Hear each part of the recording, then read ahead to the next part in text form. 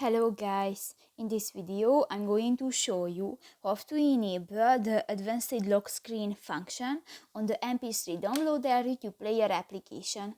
But first of all, I just want to mention, please don't forget to subscribe to our channel, because at 100,000 subscribers we are going to show you our YouTube revenue statistics and the growth strategy how to make money online. So let's jump into it. First of all, open the application on your device.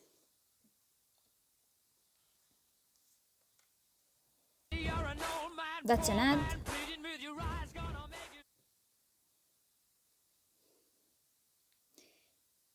And you go to the three lines at the upper left corner of the screen, click to the settings icon. In the advanced features section you can find the advanced lock screen option, and if you want to turn on, just click to the next square icon and on. So that's pretty much it for this video guys. See you in the next one. Bye bye.